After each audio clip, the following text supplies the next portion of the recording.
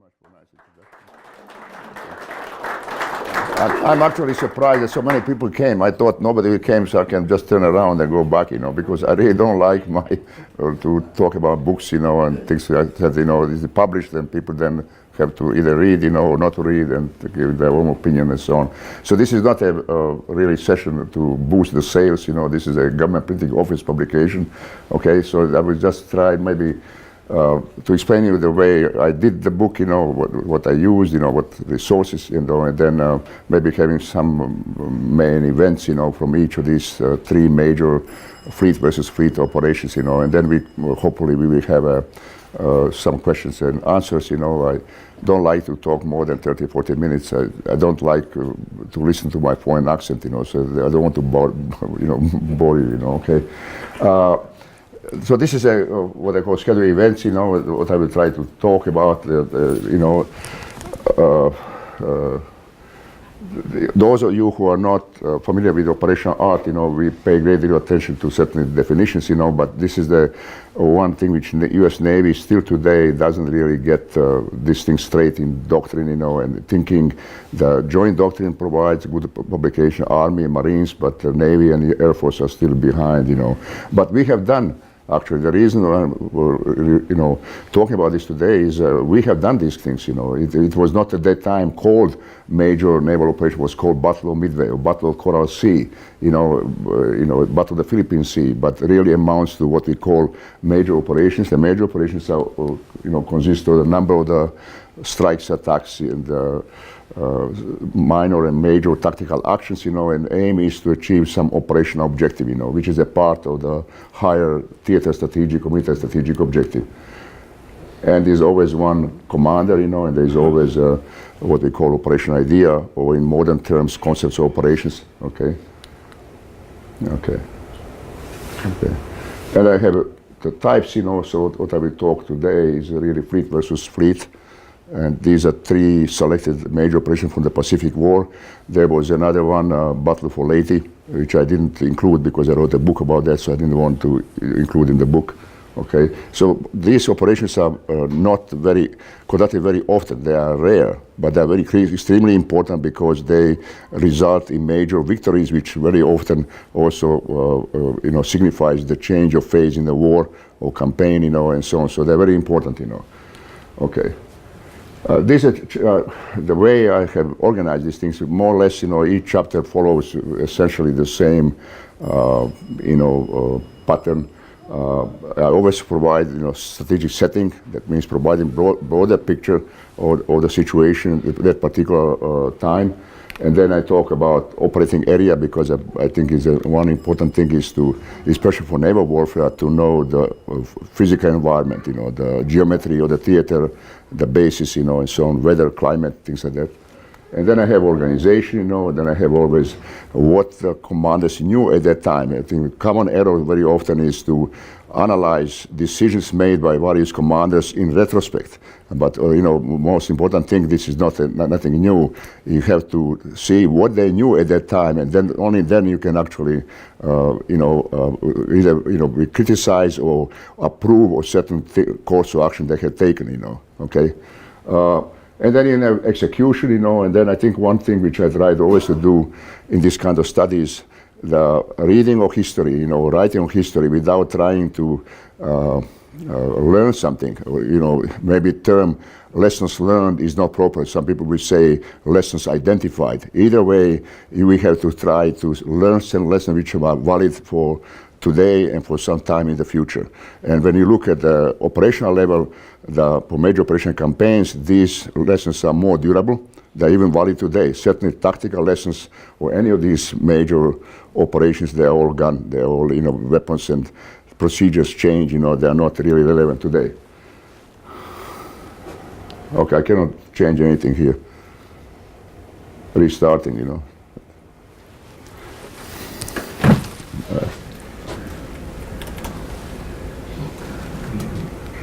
Okay.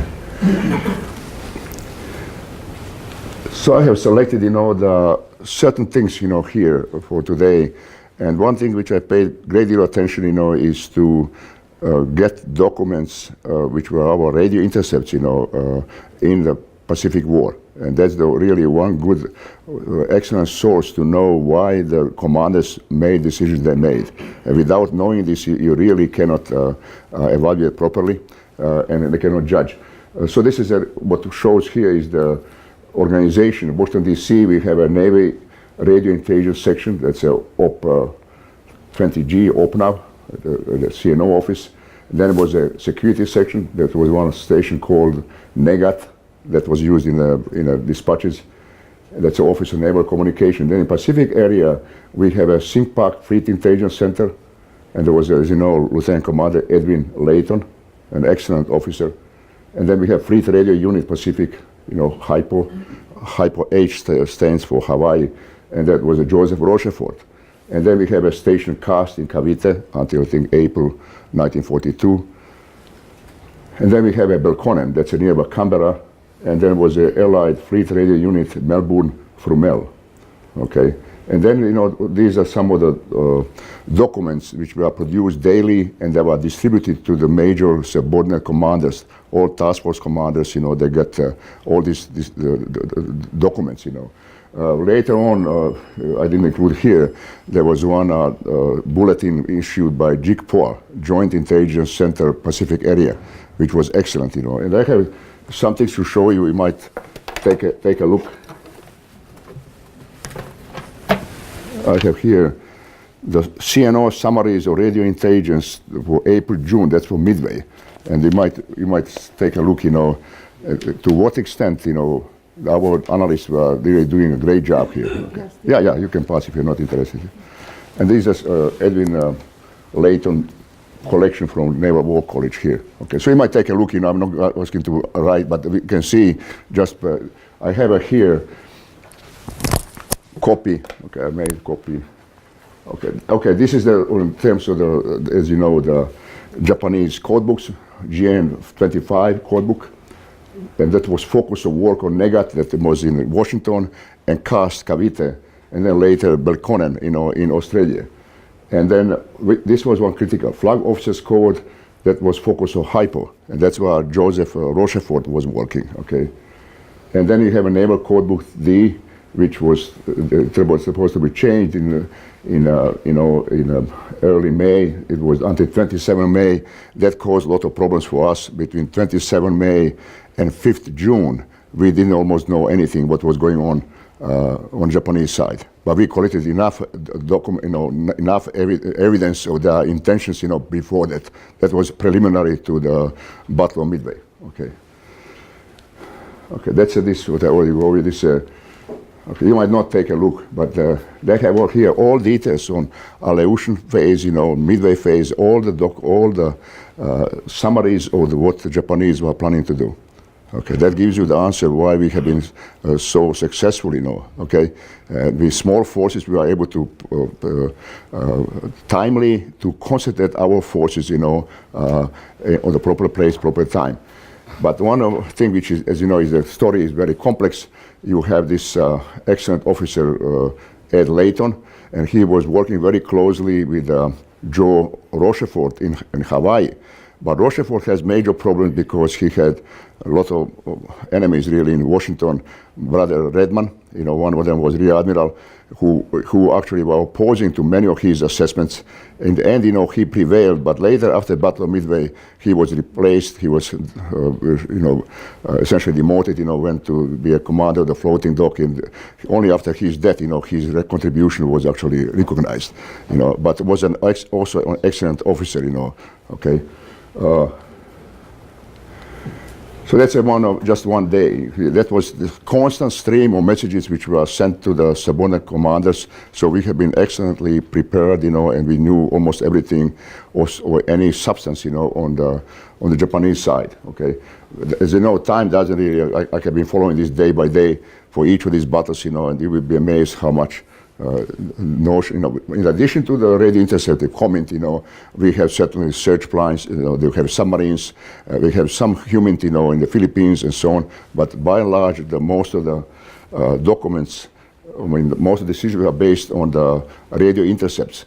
As you know, problem with radio intercepts would, if Japanese were not so dogmatic, and believing that their codes are unbreakable, that would actually open us also to be fed with misleading information. So it was, the fact is that Japanese never believed that their codes are broken. The same thing happened in the European theater with the German Ultra, okay?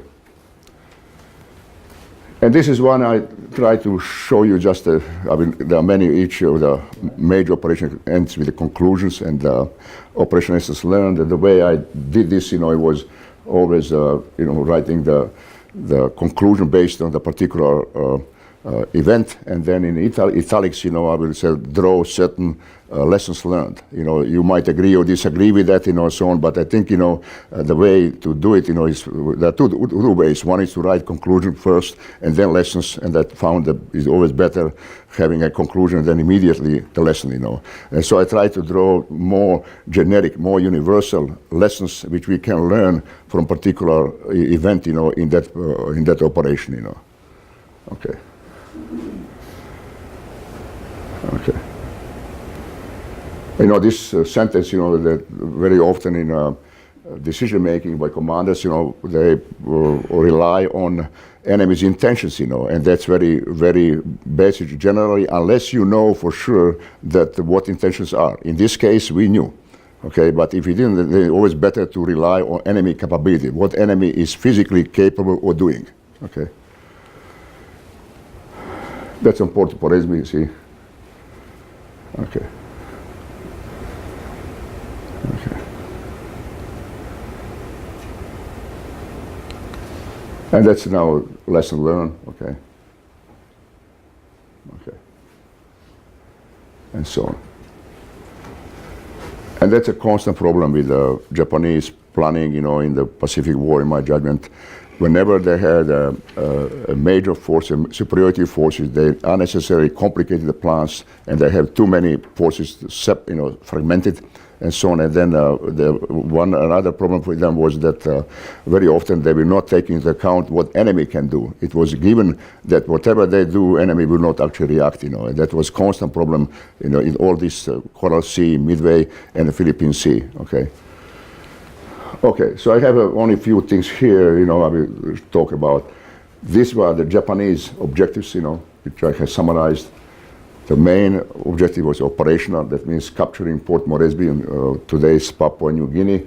Then capture Tulagi, that's Lower Solomons, and to establish the seaplane base. And then capture the Boyne Islands, that's in Louisiades, that's also seaplane base. And then Samurai, that's in southeastern tip of New Guinea. The reason why they needed a seaplane base, I don't know if you know, the Japanese Navy, like the US Navy today, was too offensively minded. And so pilots never liked reconnaissance, scouting. They always thought this is not really a job for fighter pilots. So as a result of that, they didn't have more than 3 or 4 reconnaissance squadrons during the war. So they rely on establishing seaplane bases, along the projected line of advance, So that's the reason why. But also that shows you that many of these objectives they had to take simultaneously. That require fragmenting available strength, into number of the force elements. Actually, for the Port Moresby, they have 6 force elements which have been moving from Rabaul and Truck, that's the Central Carolines, all the way toward the southern part of the Coral Sea and also Port Moresby. And I have here, this is what I draw. We use when we teach operational art. We try to provide this broader, what we call in our terms, concepts of operations or operation idea. So what I have drawn here is based on the plans by Japanese to depict that planning, on the map, okay? And you can see how many, from Rabaul, how many of these elements has to move, and then you have the carrier force was here, okay? And they was planning, they planned initially to bomb some bases, on the northeastern coast of Australia that abandoned. But one among many things, what they made major mistake. There was one, the carrier forces were tasked to ferry about 18 Zero fighters. And these Zero fighters were supposed to be launched, and then landed to Rabaul. And that was supposed to be an easy task, but then was a bad weather, so they tried to do this, or I think on 3 occasions, 3 times. They lost valuable time, then synchronization movements with other forces was lost. And so when we attacked, our carriers attacked Guadalcanal, Tulagi, their carriers were beyond the range, or the supporting range of Tulagi. And that was all given because the secondary objective became primary objective, you know. We always warn, you know, to focus on primary objective, you know, and not to be sidetracked, you know, with other objectives, you know. Okay. Let me see.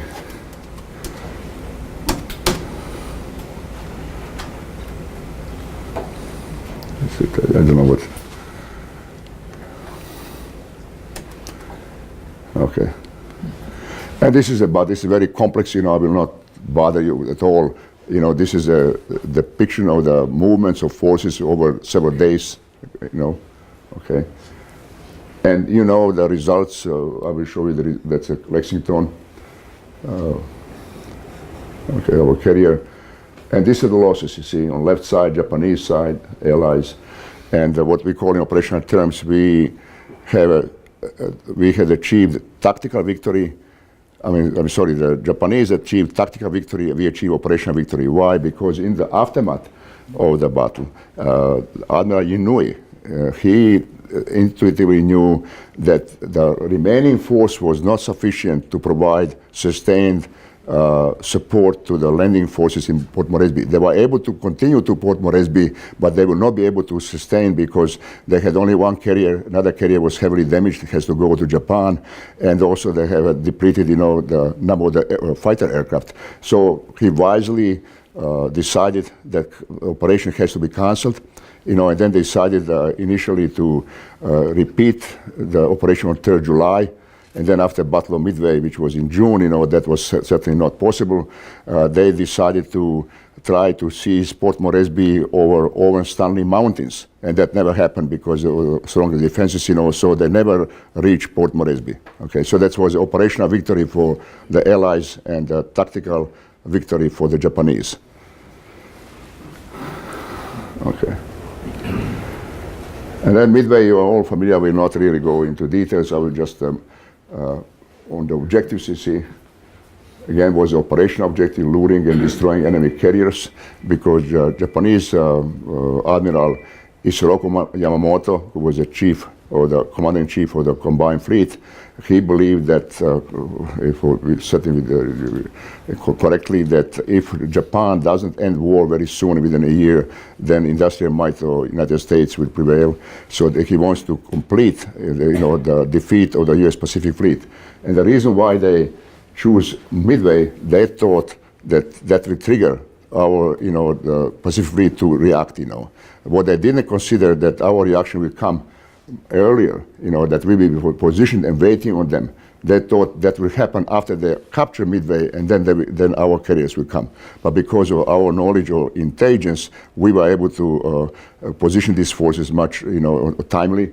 Okay, and then this was another mistake on the part of Japanese, because the reason for that was not Yamamoto, but the Japanese Naval General Staff. That was a Navy section of the Imperial General Headquarters. They have been on good terms with the Army General Staff, and the Army wanted to seize some positions in the Aleutians in order to prevent bombing of the Kuriles and Hokkaido, and also they were hoping to cut off the lines of communication between the United States and Soviet Union. So they insisted that that operation should also include Aleutian phase. And that is one, in operational terms, one big mistake, because they fragmented the strength. They have what we call eccentric double operation. The two operations at the same time, in different parts of the theater. I will show you the map. And then, some of the occupation of Adak Atu and Kiska, okay, and then destroying enemy ships and shore installations in Dutch Harbor, okay. Okay, this was the search plan or movement of forces, and that's one reason that shows you that this is not what we call Battle of Midway. That's a major operation, because when you see how many forces were involved here, almost entire combined fleet was actually the size of the combined fleet was double of the forces we had, okay? And this is the deployment phase, you see. The red, the Japanese, these are blues, United States, okay? And this is an operational scheme which was based on the Japanese documents, okay? Everything was subordinate to end day. End day was the 5th and 6th June, capture Midway. So all these other dates were coordinated with that. And one major mistake was what Miyamoto has done, that he insisted that this operation cannot be delayed. You know, many of the subordinate commanders were asking that to give more time for training and preparation because, as you know, in the aftermath of the Japanese attack on Pearl Harbor, the Nagumo's carrier force was extensively used in support of Operation Southern Pacific, and also they have foray in Bay of Bengal, attack on Ceylon or Sri Lanka, and so on. So they barely came at the beginning of May back home, and they needed some time to, you know, reorganize, you know, and to be prepared. But the reason was here tactical. The Midway was a subordinate objective, okay, and then everything was based on phase of moon and tides and currents. So they said if they had to delay until the end of June, by that time maybe, you know, factor of surprise will be lost and so on. So he insisted that the operation must go as originally planned, okay.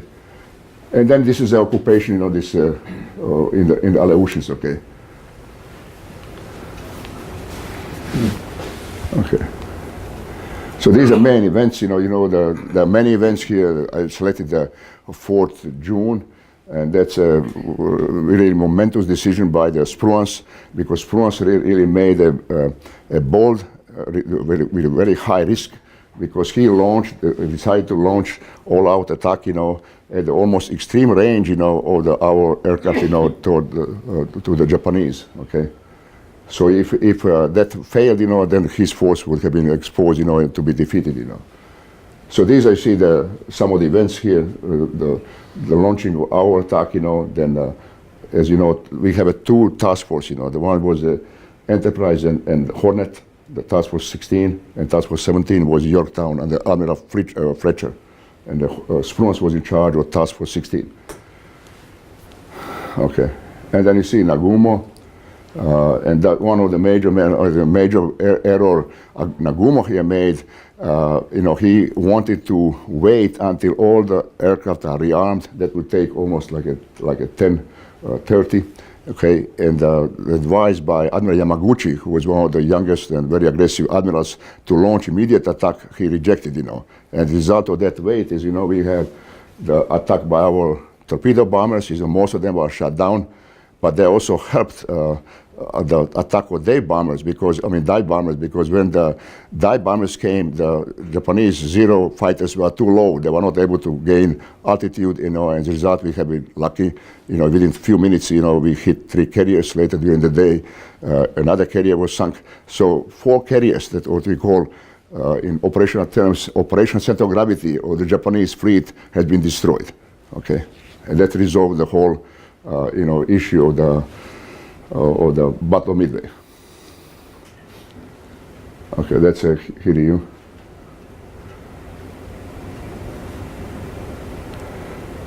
Okay, and that's a graphic presentation of that phase on the 4 June.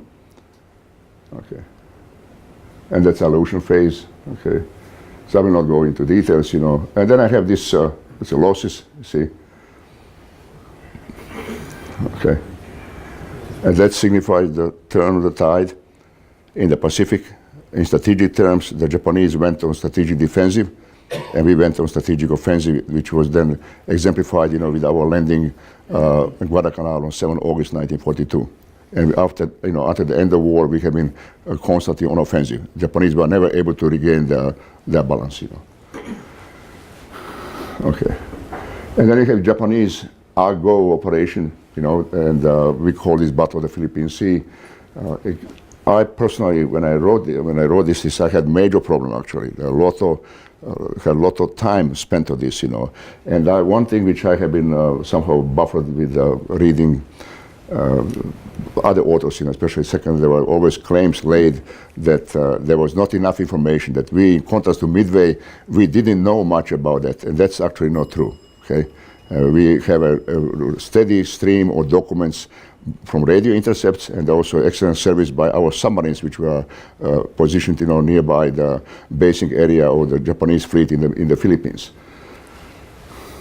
Okay. So I will focus only on Admiral Spruan's decision, 1819. That's when he decided to stay near Saipan. Okay. And then he got the one message later by Admiral Nimitz, which should actually force, somehow convince him to change the decision. Admiral Mitchell was, very unhappy, but he wanted us, Spruance to change the decision and go westward, and to launch an attack by 050. And in 38 minutes after the midnight, he finally said no, he would stay nearby south. And that decision has, caused a lot of controversy. At that time especially, but both Nimitz and Admiral King approved the decision, and they thought that he had done a proper thing, okay? Not me, but it doesn't matter me. My reading of that was a different solution would have been better, actually, because, the reason why he wanted to stay in Japan, nearby Saipan, because he certainly, his primary objective was to protect the shipping, and the troops on the ground. But he also feared that the attack from the flanks, that he might be bypassed, and then Japanese might sneak in, attack forces, nearby. So what he wanted to do is to, during daylight, operating west of Saipan, and then, moving back during the night back forward. Problem was wind, because if you are going westward, you cannot launch the aircraft because the prevailing wind was from east, So in order to close the distance, he has to go, westward, and he refused to do that, There were some also beliefs, that some of the people who were Marine generals, on the Saipan, that they really didn't need a Task Force 58 to protect. They have a sufficient troops, on the ground, and the transports that were able to withdraw east of Saipan, stay out of any possible attack, and then after the naval battle was completed, then come to the same position, So I cannot tell you what is right, what is wrong, There are a lot of things in favor of the Spruance decision, but I think still that Spruance had been too somehow conservative, conservative was too prudent, And he has done very similar thing in our invasion of the Gilberts in November 1943, where he didn't allow the Task Force 58, to operate freely, and we lost one, I think, Independence, one carrier, and he didn't allow them. So this was not a situation for the carrier force to be so tied to the beaches, that they need to operate much more freely, Okay, so there's a matter of judgment, whether that was correct. He didn't risk anything, but let's say if he really went after the Japanese force, maybe war would have been shortened, because as you know, as a result of that, we have to wait and we had to absorb their attack. And we were lucky that our pilots were excellent. But if Japanese pilots were much better, we would probably suffer many losses. Okay.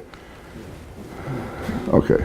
Let me say here, and then I have these are losses, you see. But you see, 6 carriers survived.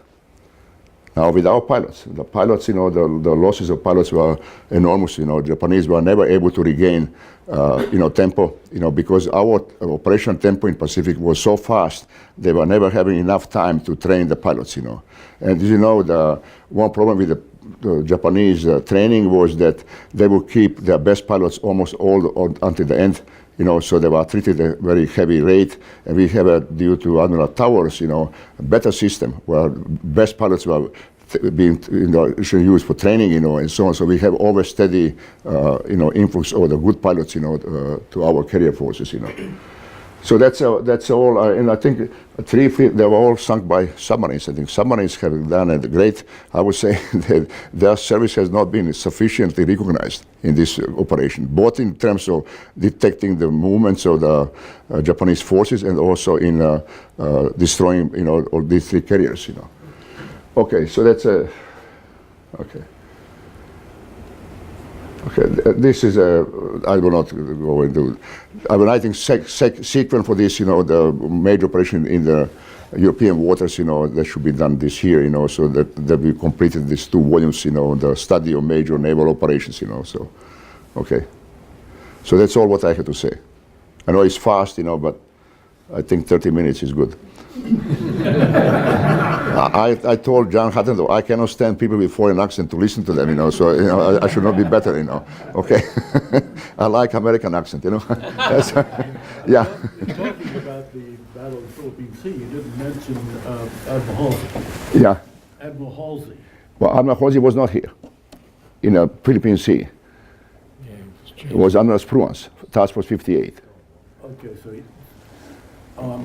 I guess I'm thinking of an earlier battle.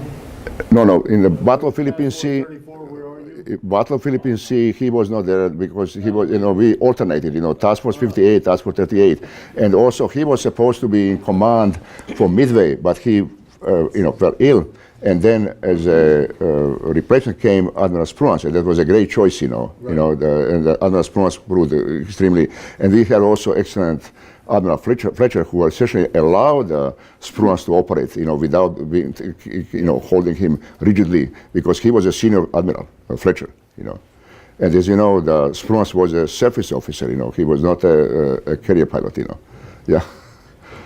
The Battle of Midway, you indicated in your timing the torpedo planes, of course, came in first and were largely destroyed. However, the fortuitous placement of the gun alignment, which then kept the dive bombers able to get in. Yeah. Did we anticipate that, or was that just fortuitous situation? Well, I would say that lack of coordination was a good thing. We usually try the dive bomber, torpedo bomber should come. No, seriously. In this instance, the lack of coordination was actually a good thing. Yes. Okay, even though they attacked only a few minutes after the last attack by torpedo bomber. As you know, all torpedo bombers, essentially, except few, they were all shut down. Okay. Yes. So sometimes, lack of good planning may be a good thing, you never know. But I will still argue you should always try well and not rely on the events, and which are unforeseen. Okay, I mean, we don't know that, but if Nagumo, he had 4 carriers, against 3. If he was more aggressive, as Yamaguchi was, maybe outcome would have been different. And the one I didn't discuss because there are so many things to discuss. If the plan properly, the plan that these operations, in very quick sequence. For example, Coral Sea took place in the 10-11 May, and so because these 2 carriers, the Zuikaku, Shokaku, one of them was heavily damaged. If they were not sent, let's say the operation took place much earlier, maybe these 2 carriers would be available for the Midway operation. So instead of 4, he would have 6 carriers. And I don't want to go into Vision's history, but probably chances of their success would have been greater. I don't know that. Okay. The same thing, we have made a mistake in Coral Sea. I don't know if you know in terms of command relationships, we didn't have a really very good relationship. The Admiral Nimitz was a commander-in-chief of Pacific Ocean area, and he was commander of the Pacific Fleet. As a Singapore, he was under Joint Staff, Joint Chief of Staff. As a commander of Pacific Fleet, he was directly under Admiral King. And Admiral King actually was much influential in the deciding movement of forces. So he, in his planners in Washington, decided early 1942, in order to raise morale, to have a Task Force 16, which was under Halsey, 2 carriers to put B-25 bombers, and then bomb Tokyo and so on. But that was beneficial for us in terms of morale, but also affected our operations in southern Pacific, because these two carriers were not available for the battle in the Coral Sea. So if we had, let's say, 4 carriers versus 2 carriers against Japanese 2 carriers, probably our victory would have been much more decisive. So it also shows you how, I personally think that the Admiral King made a mistake. They should, I don't want to be too harsh, but sometimes people don't know what is going on. But both King and Nimitz, others, they knew what the Japanese were planning, in Southern Pacific, and I think it was a mistake at that particular time, to move these carriers up north, and not to make them, available in the Southern Pacific. I mean, I'm a great admirer of King, I'm such a fluency, so don't put me in don't think wrong, but, we also try as historians, or so-called historians, we try to, to somehow give some judgment, based on logic and what was, but I think, when you know what they knew at that time, that's how the only way you can actually evaluate whether their decisions were sound or they were unsound. Yeah. So if I understand you right, you're saying breaking the code was main key to the victories? Well, I would say no. I say reading the code, we knew their intentions and their movement, their forces, and when you have a small force, inadequate forces, you cannot make a mistake in, poor disposition of your forces. So we have been able to put these forces in proper time, proper place, but you still depends on the quality of your pilots and your commanders to win the victory. The intelligence itself is never enough. And another thing is, I didn't talk about controversy prior to Midway. Where the Admiral Nimitz had a great confidence into, with his intelligence officers. If Admiral Nimitz was a different person, very often commanders play a role of being their own intelligence officer. We will probably not be able to mass these forces in nearby Midway timely.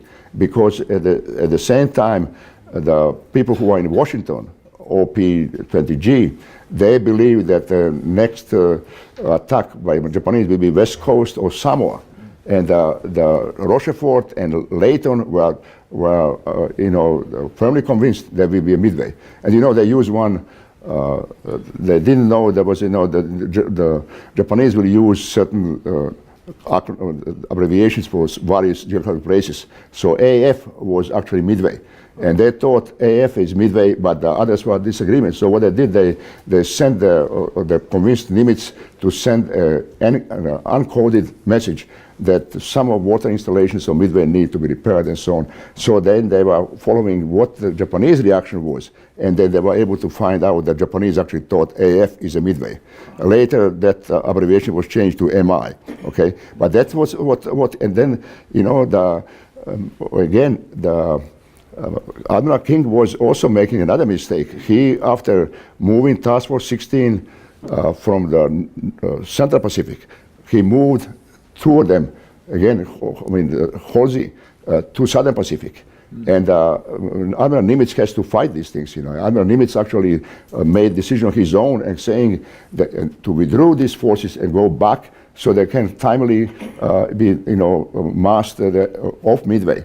And he calculated if he made a mistake, then King will reverse the decision. And that didn't happen, so that these 2 carriers were then available. If we have only 1 carrier, in Midway, we will probably not be successful, certainly, And Yorktown, as you know, suffered damages here, and it was calculated that it would take about 90 days. And when they came, to the yard, dockyard in harbor, the Nimitz requested 3 days. And so that's the reason why Yorktown then became available. Okay, so a lot of things have been happening. So I'm not, if I give you the impression that is everything intelligence, no, it's not, but certainly it's helpful. Okay, so yeah. Did they ever use U.S. submarines in accompaniment of these carrier task forces? Well, what submarines were helpful, they are properly positioned, in YOLO. Tavi-Tavi, you know, which was made in Anchorage, and Davao, and so on. So they were monitoring, and they were able to report timely when the fleet went out. That was not obtained. You see, the problem with I didn't certainly have time to go into the Japanese way of doing the things. The reason why we were reading these messages was because of the messages transmitted by shore commands to the. But once the fleet was out, there was a total radio silence. So we were not able to read anything. Sometimes, you know, I remember when I wrote a book on Leyte, we were able to get information on whereabouts of the striking forces because there were messages sent to supply ships. And then, you know, supply ships, you know, that we know they were following these forces, so we were able to somehow deduce where these forces are.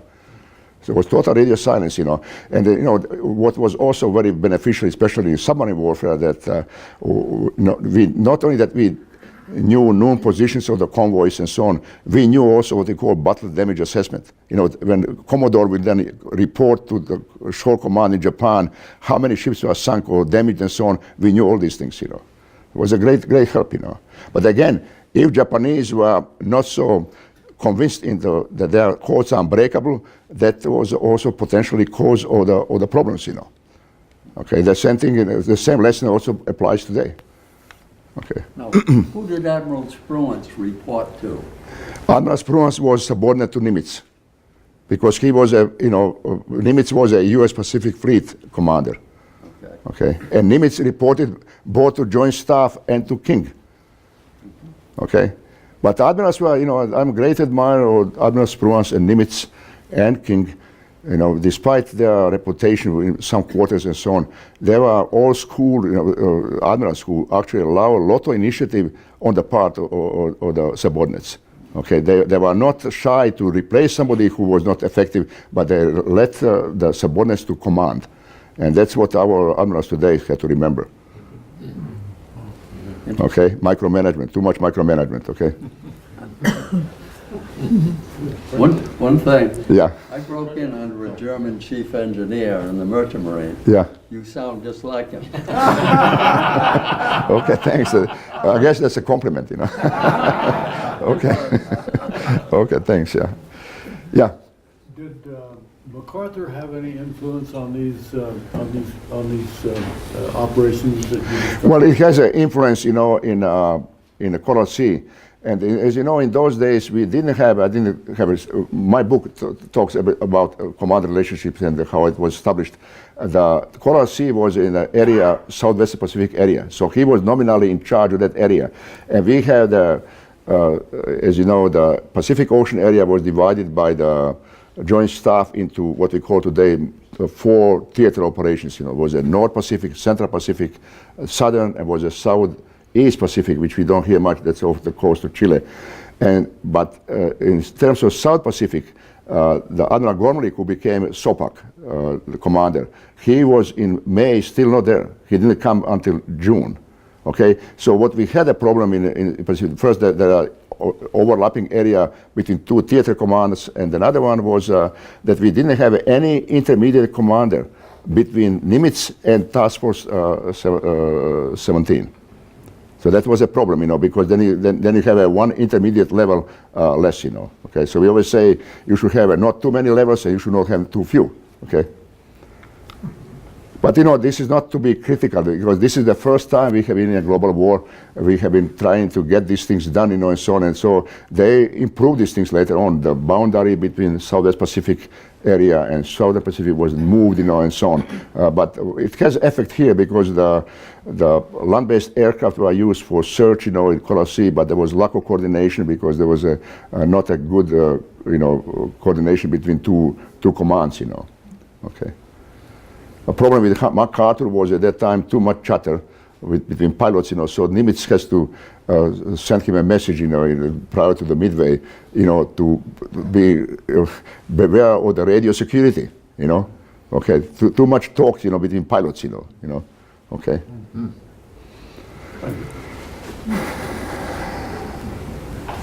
Yes. A question with regard to the Aleutian campaign. Seems to Which Aleutian? Yeah. The Aleutian campaigns, I thought, was planned by the Japanese to some extent as a diversion from the Midway operation. Yeah. Is that? Yeah, but that no, no. It was not diversion. No, I don't think it was planned as diversion. It was planned to seize Kiska, Atu, and Adak, and also destroy installations in the Dutch harbor. And they wanted to prevent our land-based long-range bombers to bomb Hokkaido and Kuriles. It was a compromise because in order to get approval by Naval General Staff and Army for the Midway, they had to make compromises, and that's why Yamamoto agreed. But I think it was a mistake because a lot of forces were assigned to that, and that these forces were not available to other, to the main objective, and so on. The army was happy with Midway because they didn't have there was no need by the Navy to give them any troops. There were only few troops for the special forces of Midway, nothing else, And Naval General Staff was more interested to go in July, since their plan was if Midway was completed successfully, the next phase of expansion would be Southern Pacific. That means attacking, Samoa, Fiji, and the strong points in Southern Pacific. When I was, researching for the situation up in the prior to Coral Sea, the Naval General Staff was pushing to invade Australia. That was shortly after the invasion of Netherlands, East Indies, and so on. They thought the next step should be Australia. But the Army was strongly opposed because out of 51 divisions, 11 divisions were committed to the operations in the Pacific. All others were in Manchuria and China, and for home islands. So they didn't want any more, divisions to be assigned. They calculated 250,000 troops, and so on. So as a compromise for that between Naval General Staff and the Army, decision was made then to go and to seize the New Caledonia, Samoa, and Fiji. Okay, so I think one problem here is which I didn't have time to discuss. Yamamoto was very influential, too influential, and that he essentially undermined strategy because he was driving the strategy as an operational commander instead of Naval General Staff. So never, and any time, especially for Midway, he threatened, to resign if his wishes are not followed. So I was great admirer of Admiral Yamamoto prior to my study, not today, but I thought he was a great commander in a way, but also I think too tactically oriented, I think, in my judgment, okay? But that doesn't matter. I mean, who cares what I think, okay? Thank you. Yeah, okay. When did the amphibious landings that we participated in occur in that area? In Southern Pacific, 7 August 1942. That was our first landing in the Southern Pacific. And that was beginning of the offensive phase of our advance in the Pacific. 7 August 1942. Interesting. There's also one interesting stuff because, aftermath of Midway, we have to exploit victory at Midway. We call this Operation Success. If we wait too long, the Japanese will recover. So we had to move, and it's really due to Admiral King. Admiral King single-handedly almost forced the decision that it has to be done soon rather than to wait, and so on. And but we didn't have sufficient forces. We have also to deal with a strong Japanese resistance, and so we landed successfully on Guadalcanal, but we had to fight almost 7 months of attrition warfare around to consolidate our gains of the, because the strong Japanese, resistance, especially at sea.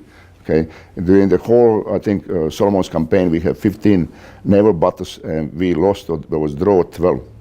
And all due to the poor state of our night fighting capabilities and torpedo gunnery tactics, So that's very interesting to read because Japanese, in the pre-war years, they believe that any new war they will deal with Britain and United States. So to redress that, imbalance in numbers, they intensified night training and torpedo gunnery tactics and so on, and also try to build better, more modern ships and so on. And the reason for that was that is a strategic, because there was in Washington Naval Conference in 1922. They didn't get a parity in forces with Britain, you know, so they were very unhappy, and so they tried to redress this issue, you know, with and I think starting 1927 all the way to the war and so on, they have intensified training. And training was so realistic, you know, many times ships were almost collided. One, I think, destroyer was sunk in 1927. They trained mostly in Northern Pacific, and U.S. Navy trained in Caribbean.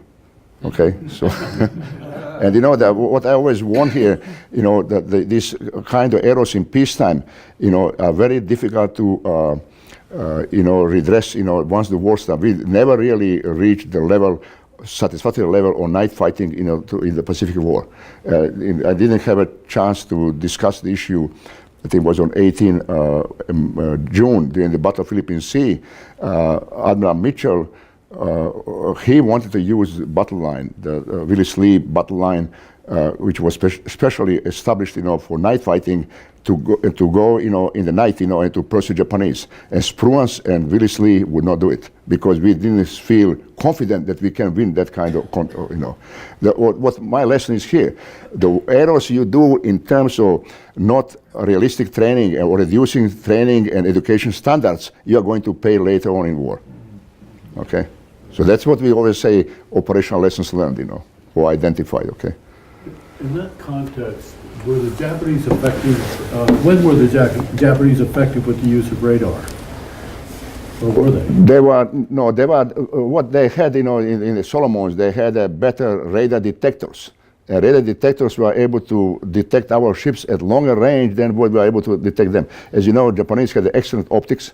You know, many times, you know, especially Battle of Savo on 7-8 August, you know, they have been much better. Actually, their ships detected our ships, you know, even though our picket destroyers had the radar, they were not able to detect them.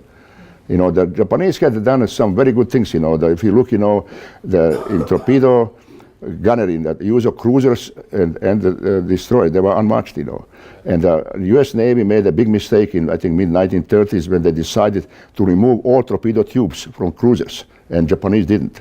Another thing was, Japanese advantage was that many of their modern destroyers had reload capabilities. That, in other words, after they launched torpedoes, they would withdrew, and after 18-20 minutes, they would come back and relaunch the attack, you know. And we didn't have this kind of capability. Plus, they are long lance torpedo, 24 inches. You know, even though it was designed, I think, 1933, we didn't have any inkling, our intelligence, about that torpedo. Okay, so there are many things, you know, that these are technical, you know. But one thing I always found, especially in the fightings in Solomons, both sides were in dark about their successes. They're all exaggerated successes. You know, we thought we are doing well in night fighting, so we didn't need to improve, you know. And they think that they're sinking more ships, you know, when they're actually losing, you know. And then they put more and more ships in, you know. And then at the end, you know, they were not able to outproduce us. You know, they had to give up. Okay. Thinking our own. Yeah. Okay. Yeah. When did these ships get radar? You were late in the war getting radar. No, we got radars before the war. Before the war? Before the war, yeah. Oh. And Japanese got it during the war, Japanese. But at the beginning they have and you know, radar detector can actually detect you a longer range than you know, the radar can detect, you know, so, okay. Okay. If you don't have any questions, I will be happy to escape, you know.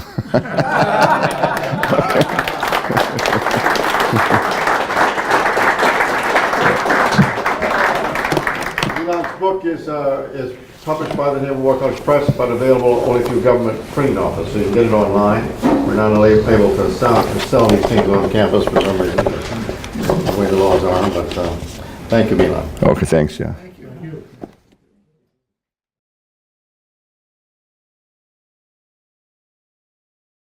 I didn't include here, there was one bulletin issued by JICPOA, Joint Intelligence Center Pacific Area, which was excellent, you know. And I have some things to show you. You might take a look.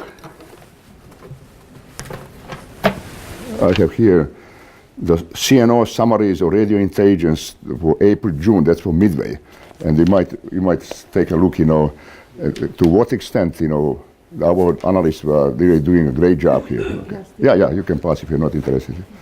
And this is Edwin Layton collection from Naval War College here. Okay, so you might take a look. I'm not asking to write, but we can see. Just I have here copy. Okay, I made a copy. Okay. This is in terms of the, as you know, the Japanese code books, GN 25 code book, and that was focus of work on Negat that was in Washington, and Cast Cavite, and then later Belconnen, in Australia. And then this was one critical flag officers code that was focused on hypo, and that's where Joseph Rochefort was working. Okay, and then you have a naval code book D, which was supposed to be changed in early May. It was until 27 May. That caused a lot of problems for us. Between 27 May and 5th June, we didn't almost know anything what was going on Japanese side. But we collected enough enough evidence of their intentions, before. It was not at that time called major naval operation. It was called Battle of Midway or Battle of Coral Sea, Battle of the Philippine Sea, but really amounts to what we call major operations. The major operations are, consist of a number of the strikes, attacks, and minor and major tactical actions, and aim is to achieve some operational objective, which is a part of the higher theater strategic or military strategic objective. And there's always one commander, and there's always what we call operational idea, or in modern terms, concepts of operations. Okay.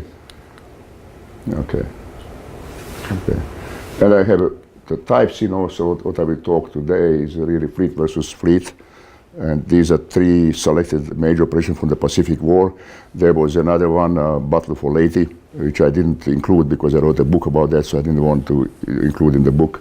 Okay, so these operations are not conducted very often. They are rare, but they are extremely important because they result in major victories, which very often also, signifies the change of phase in the war or campaign, and so on. So they're very important, Okay. This is the way I have organized these things. More or less, each chapter follows essentially the same, pattern. I always provide, strategic setting. That means providing broader picture of the situation at that particular time. And then I talk about operating area, because I think is one important thing is to, especially for naval warfare, to know the physical environment, the geometry of the theater, the basis, and so on, weather, climate, things like that. And then I have organization, then I have always what the commanders knew at that time. I think common error very often is to analyze decisions made by various commanders in retrospect. But, most important thing, this is nothing new. You have to see what they knew at that time, and then only then you can actually, either criticize or approve of certain course of action they have taken, okay? And then in execution, and then I think one thing which I tried always to do in this kind of studies, the reading of history, writing of history without trying to learn something, maybe term lessons learned is not proper. Some people will say lessons identified. Either way, we have to try to learn some lessons which are valid for today and for some time in the future. And when you look at the operational level, for major operation campaigns, these lessons are more durable.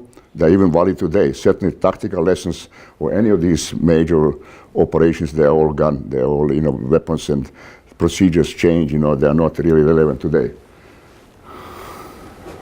Okay, I cannot change anything here. Restarting,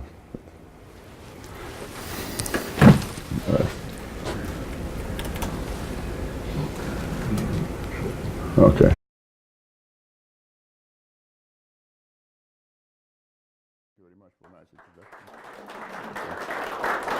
I'm actually surprised that so many people came. I thought nobody came, so I can just turn around and go back, because I really don't like to talk about books, and things like that, is published, and people then have to either read, or not read, and give their own opinion and so on. So this is not a really session to boost the sales, this is a government printing office publication, okay? So I will just try maybe to explain you the way I did the book, what I used, what resources, and then maybe having some main events, from each of these three major fleet versus fleet operations, and then hopefully we will have some questions and answers. You know, I don't like to talk more than 30, 40 minutes. I don't like to listen to my foreign accent, you know, so I don't want to bore you, you know, okay. So this is what I call scheduled events, you know, what I will try to talk about, you know.